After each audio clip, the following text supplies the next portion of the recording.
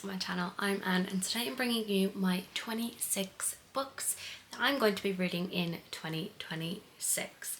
So I have a big stack of books here beside me and the goal is that I am going to get through all of these books. A lot of these books are some of the books that I was really trying to get to this year, but it didn't happen for many reasons. One, I get distracted by other vlog ideas. Two, I just never pick them up.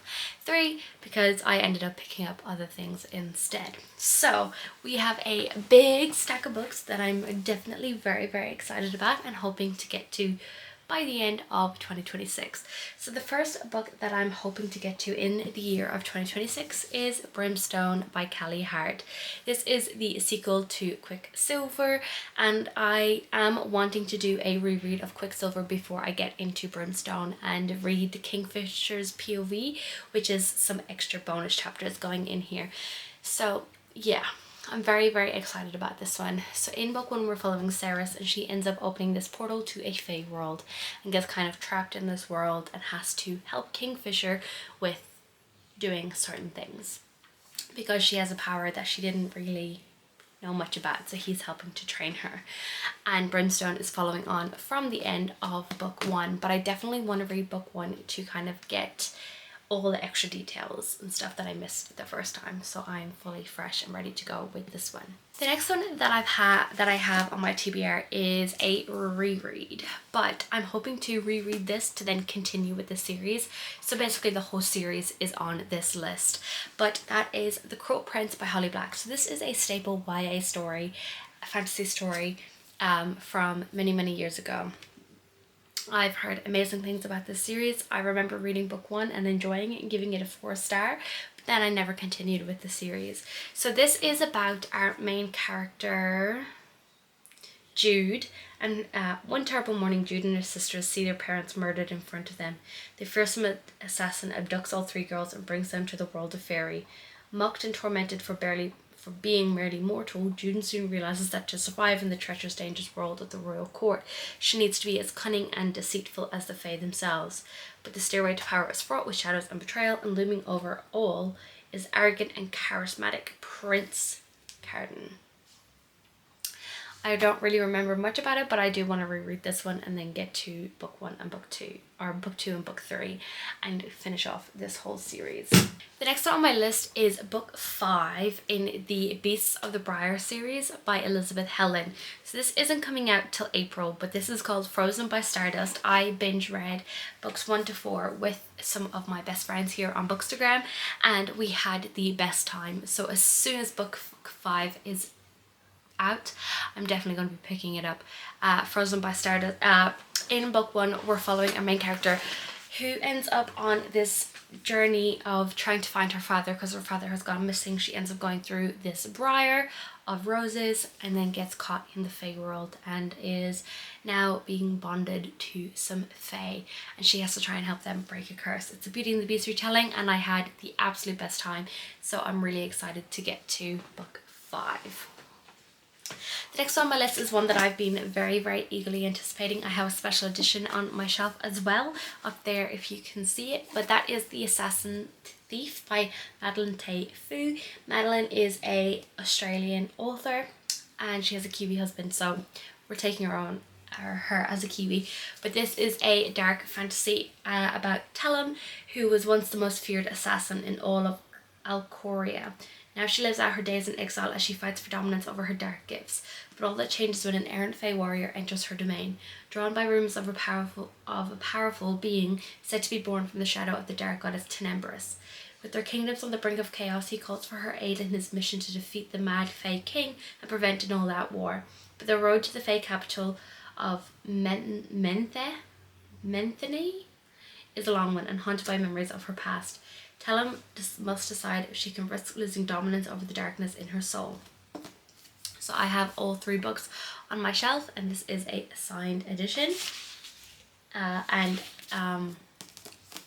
dedicated to me, so I'm very excited for this one. I love Madeline, I love her Instagram, and I'm just very excited for that one. Next one on my list is a special edition that I haven't read, but this is A Sword of Shadow and Deceit by Lucinda Dark. So this is a Bookish and Spice exclusive edition, and I don't really remember much about this. I think it's a Why Choose story. So, but I've had it on my shelf for a while and I've been meaning to get to it. The gods split the skies. Desperation makes warriors of captives. The gods split the skies and rained down tyranny upon the mortal realm long ago. Ever since then, the only thing worse than being human is being of divine blood. For someone like me, an undocumented godchild indebted to the Underworld Assassination Guild, that means only one thing: a life in the shadows. Or so it should have been, until Mortal Gods Academy. Until them. The Darkhaven brothers are truly the worst of all God's spawn, arrogant, wicked, violent. To them I'm nothing more than a human plaything meant for torment. For me, they're the path and the key to my freedom. But if any of them find out who I am, or what I am, even the shadows won't be able to save me. So it sounds really, really good, and this is a gorgeous, stunning edition, and I'm really excited to get to it. Yeah, I've heard good things about this one. The next one that's on my list is The Dagger and the Forbidden Heir by Amelia J. So I'm hopefully having Amelia J on our podcast in the new year. So I'm hoping to get to this one. But this is one that I've heard amazing things from my friend Brie. So a century ago, an exchange was proposed, a life saved for a war of revenge. For Captain Leah Solis of the Fae Army and the secret bastard daughter of the king, she is reminded of those consequences daily. Unable to claim her heritage or her throne, she's powerless to stop the innocent bloodshed that her birth ushered in. On the other side of the lines, Commander Jace Kadoria gladly fights the war of his ancestors to slaughter the Fae who have terrorized the humans of the realm for generations. With a cunning plan to trap them, the end could only finally be in sight, except it quickly spiraled out of control, leaving Leah and Jace, enemies on opposite sides, stranded together in a dangerous terrain. Engaged in an intimate battle of their own, both warring to take control, they'll need their wits now more than ever to survive, because this fight could cost their lives and their hearts. So the Forbidden Heir trilogy is a fun and chaotic new take on fantasy featuring enemies to lovers, fun modernized banter, dragons, heartache, adventure, and dark sorcery that grows throughout the series. This is written in multiple first-person POV, including the villains, and is a character-driven romantic fantasy. Very excited. I've heard amazing things from the wonderful Brie, so I cannot wait to get to this one. Speaking of Brie, there is another one on my list that I really, really want to get to, especially because Brie has spoken so much about this, but this is The Curse of Ophelia by Nicole Plantania, and this is another fantasy romance from what I'm aware of. The war is over, the curse is lifted, Malachi is gone. It's been 2 years since Ophelia has seen the boy she loves. When a treaty was signed ending the war and lifting the curse on mystic warriors, Malachi left to attempt the sacred ritual known as the Undertaking. He never returned, and the Undertaking was forbidden. Ophelia's world crumbled around her. Since then, she has pursued a fruitless search for answers. When the deadly curse resurfaces only on her, Ophelia finds solace in the idea that when she dies, she may finally be reunited with her lost love. Then a messenger appears, telling her that she alone may be the one to save her people. With her closest friends by her side, Ophelia embarks on a race against death, one that will not only challenge her physically, but make her question the mystique leaders, the angels, and her belief in love. Can she win the fight against fate before the curse takes her life, or will the betrayals exposed along the way kill her first? With influence from Greek mythology, this debut is a first in a new adult fantasy romance series full of heart-wrenching love, shattering betrayals, and fighting for what you believe in. Again, sounds amazing, and Brie has not done me dirty with any of the books that she has recommended to me. But the next one that I want to pick up is Blood and Steel by Helen Schurer. This is book 1 in the Legends of Desmar series, and I've seen this everywhere, and I am so excited because I have book 1 and book 2 on my shelf, and then I'll just devour this series. Fingers crossed. With her death foretold, Althea Soltaire only has 3 years to become what she's always dreamed of being, a warrior legend. Women are forbidden to wield blades, so she has trained in Seeker her entire life. Now racing against the clock, she fights to secure her place in the elite guild charged with the protection of the 5 kingdoms. The sparring and hazing of the new trainees border on deadly, but even more dangerous is her growing attraction to Wilder Hawthorne, her unwilling warrior chaperone. All around them, schemes are afoot and darkness looms. Will Althea pass the perilous initiation test and take her place as a champion of Thesmar, or will the evading evil snatch away her dream before it starts? I've heard amazing things about this series and I just cannot wait to start this. I've been chomping at the bit to start it, but I just honestly haven't had a chance, and I'm kind of sad about it. The next one on my list is Empire of the Damned by J. Kristoff. This is book 2 in the Empire of Blood series. Empire of the Vampire series, which is, I don't know what this actual series is called. No, the Empire of the Vampire series. So in this one we're following Gabriel, and he is the last Silver Saint who has lost the Holy Grail, and he is, at the beginning of the story, he has been kidnapped by vampires and is in prison, and this vampire comes in and asks him to tell him the story. So through this whole chunky book and 2 other chunky books after this, we are following Gabriel as he is telling his story of how he became the last Silver Saint and how his life became to be what it is. I loved book 1 so much. 5-star review for me. J. Kristoff is one of my favorite authors, and if I don't put it on this list and I don't pick it up immediately, please just take me out, because I've had the Empire of the Vampire on my 2024 and 2025 TBR, and I only got it on and finished it very recently, but stunning. The next one on my list is one that I have pre-ordered and it already has hit my Kindle, but I haven't had a chance to pick it up, but I'm very excited. Is The Hollowed by Emily Perez, and this is a dystopian story from what I know. The infected aren't the only ones who should be feared. Dr. Lucille Castillo was never supposed to leave Sanctum Medical, not after the outbreak turned her research lab into the last line of defense against the virus that hollowed out humanity. But when a vaccine of her creation proves to work, she is thrusted into a world far more dangerous than the flesh-eating monsters outside. Accompanied by Alejandro Ramirez, a soldier with too many scars, and Luna, the dog who's followed him through hell, Lucy must journey west to the only facility left that might help mass-produce the cure. But freedom has a price, and trust is a currency one parts with easily. Prometheus, the institute that raised and educated her, claims to serve the greater good. But as Lucy digs deeper, she begins to realize that not everything is as it seems, and sometimes the greatest threats come from the very people who swore to protect you. The Hollowed is a heart-wrenching tale of love, resistance, and what it means to fight for something bigger than yourself, even after everything's already been lost. Sounds stunning, and I've been so obsessed with dystopian stories lately that I just had to have this on my TBR and get to it very soon. The next one is Bonds of Hercules, which is the sequel to Blood of Hercules, where we're following a main character who ends up finding out that she has blood of God and ends up getting taken to this academy to go through a bunch of trials to hopefully become into her power and into a god. And Bonds of Hercules is the sequel that I still haven't gotten to, which I'm sad about, but again, Blood of Hercules was so good and so fun that I just cannot wait to get into Bonds of Hercules, and hopefully I'll be reading that very soon. Maybe January, February, fingers crossed. The next one on my list is The Song Rising by Samantha Shannon. So I have read 3 books by Samantha Shannon in this series so far. I read the prequel novella, I read the Bone Season, and then I read The Song Rising. No, I read The Mime Order, and I'm hoping to read The Song Rising in 2026. I love this series so much. I just love it. So in this one we're following Paige Mahoney, and she is living in the world of Scion, which is a kind of alternate reality in the future, but also kind of dystopian society where clairvoyance is banned. Paige is a clairvoyant, and one day she gets caught using her power and ends up getting taken to this private institution where she is being used for her powers, and she is learning a lot of truths that she didn't know. And we then are exploring so many different things within the series. I don't really want to go too much into it because there is so many things that happen in this story, but it is wonderful.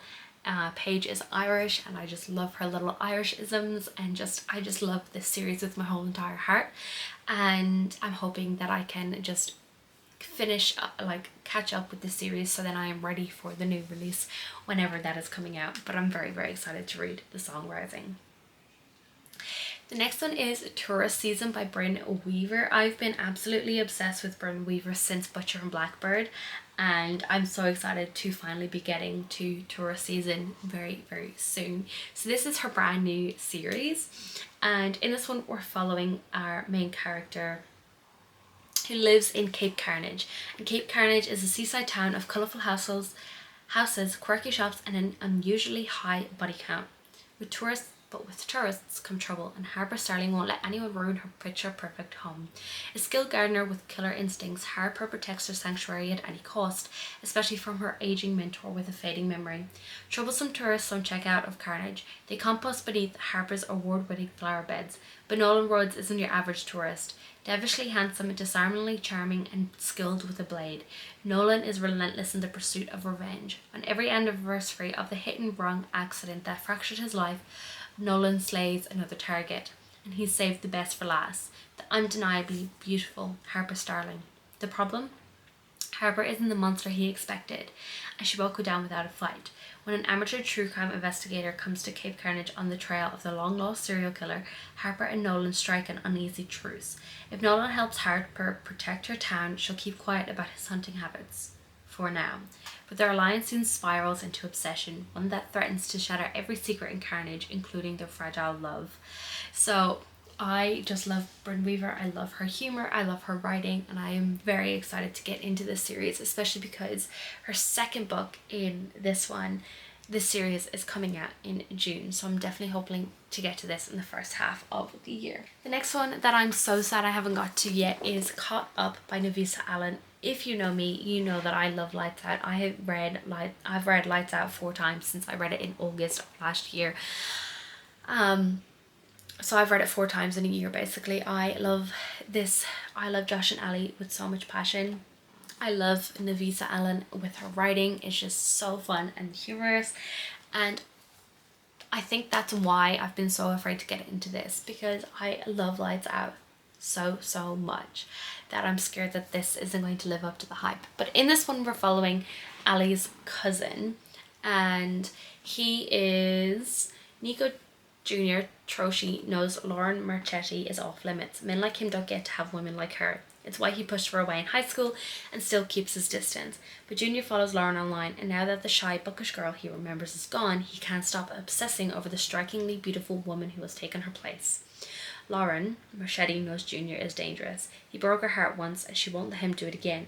But as their flirtatious encounters escalate, Lauren starts to remember why she fell for the brooding anti-hero all those years ago.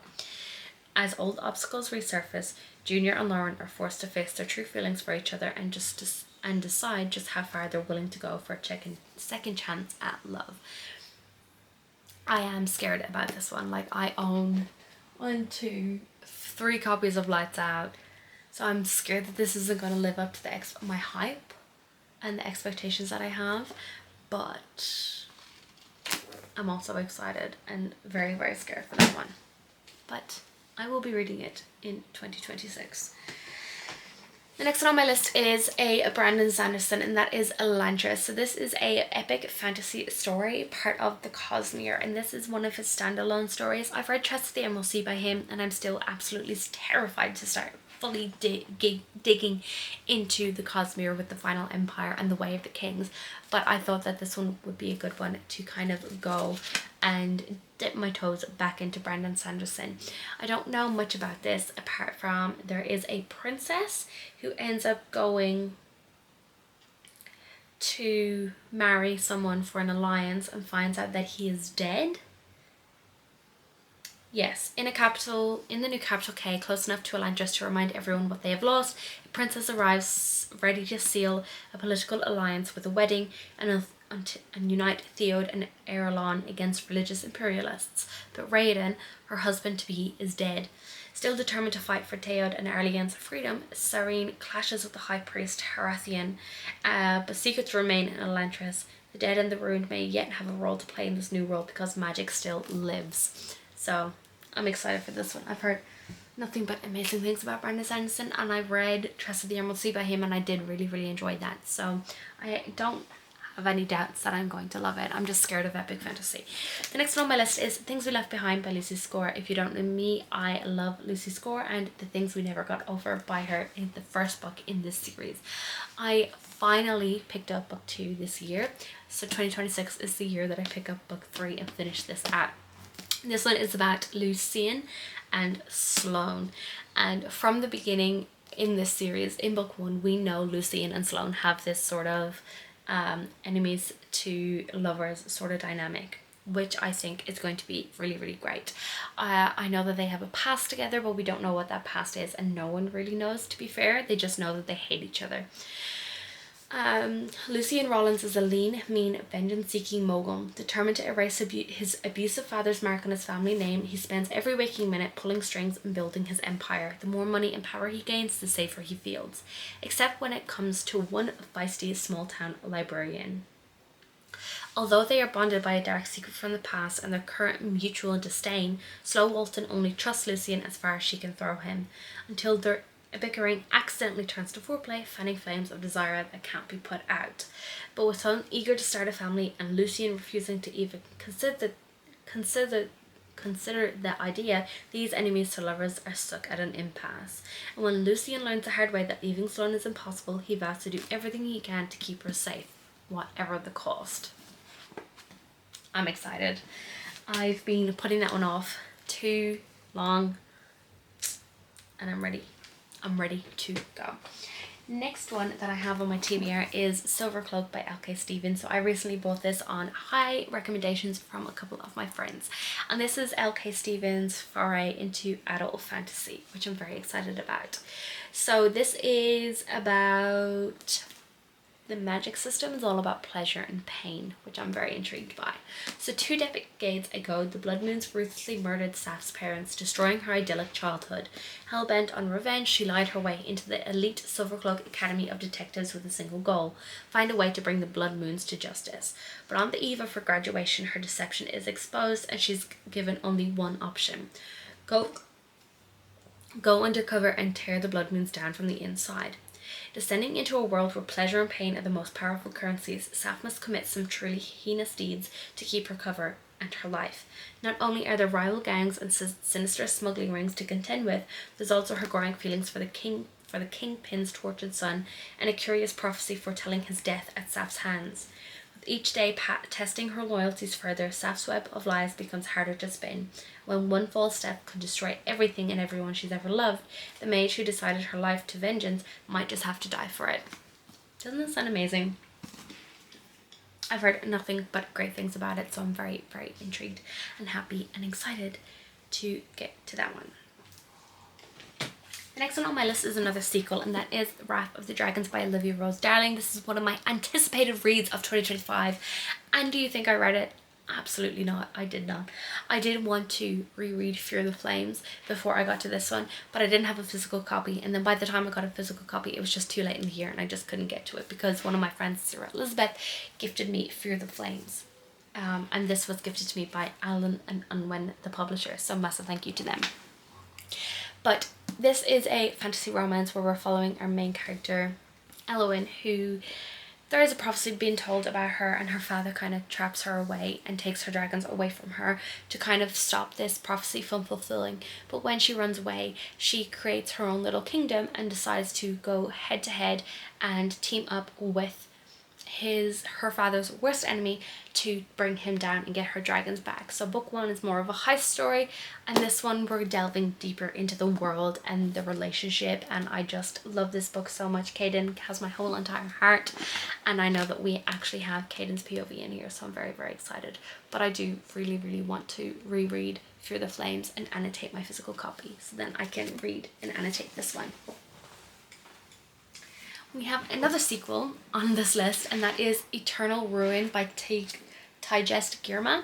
I read book 1 very, very recently, and I had to pick up book 2. I pretty much finished reading book 1 like 2 or 3 days before book 2 came out, which was an accident completely. But in book 1, we're following our main character who is on the search for his sister, and she truly believes that this vampire that is running her family's household has done it. So she decides to go to the school to kind of take over her household and complete these trials to then find out the truth about her sister. And a lot of things come to light, a lot of things she learns, and she is now in the situation in book 2 where she's kind of stuck and she has no idea what's happening and where she's going with this. But I love this so much. All our characters in here are black. We are dealing with BIPOC representation, and I love it. I love it so much. We are definitely seeing a very different side of vampires in here with some different mythology thrown in, which I'm really excited for. So I'm very excited to continue with this, and I'm hoping to get to this soon because I keep thinking about book 1, so I really want to get to this one.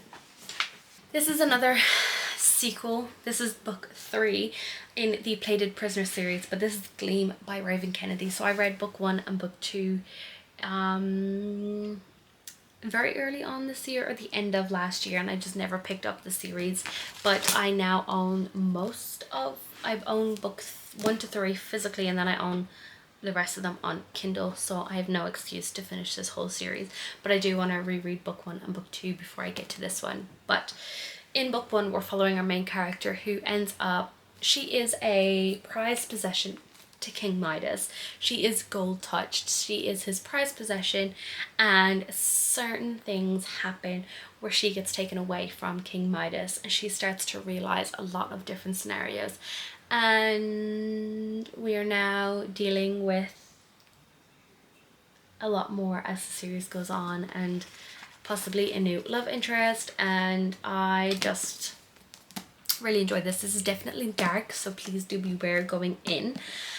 Book 1 basically opens up with a sex scene as well, so there definitely is erotic content in there as well, but do be aware going in.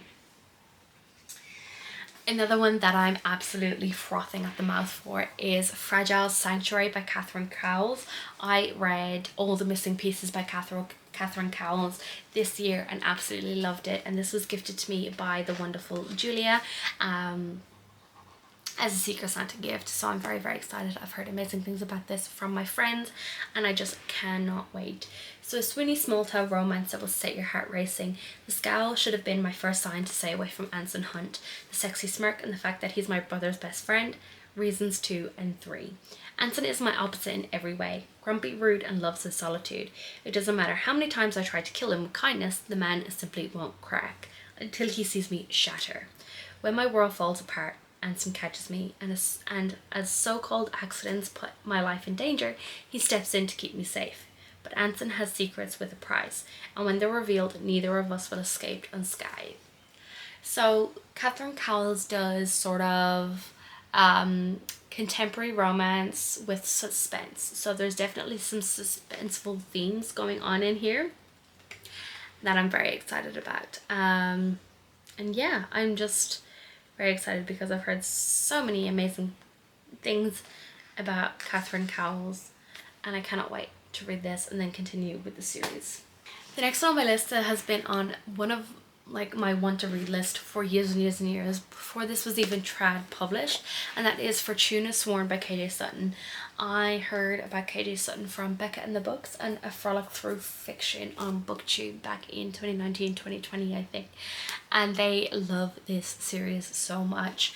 And then it got picked up and I still didn't read it while it was indie. I still haven't read it as it's trad, but I'm very excited about this. So Fortuna Sworn is the last of her kind. Her brother has disappeared, leaving her alone. She hides among humans, spending her days working at a bar and her nights searching for him, until she catches the eye of a powerful fairy, calleth desires Fortuna, and if she will bind herself to him, he offers something irresistible. So Fortuna leaves her safe existence behind and descends into a world of glamorous creatures and deadly power. She soon realizes it's not just her heart she has bargained with, but quite possibly her life. And I'm pretty sure the last book has recently just come out, so if I love this, I can definitely start devouring this. So yeah, I love KJ Sutton. I follow her on Instagram. I read one of her other books, her sort of ghosty paranormal one, and I loved it, so I have no doubt that I'm going to love this. I've just been, I don't know why, but I've just been putting this one off, and I kind of forget that it's on my shelves a lot. We're almost there, guys.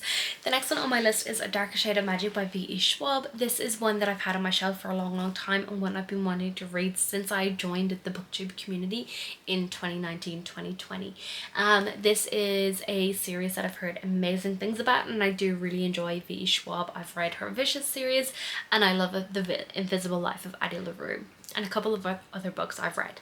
But this is a fantasy. So Kel is one of the last travelers, magicians with the rare ability to travel between parallel universes connected by one magical city. There's Grey London, without magic and ruled by the mad King George III. Red London, where magic is revered and where Kel was raised alongside the heir to the empire.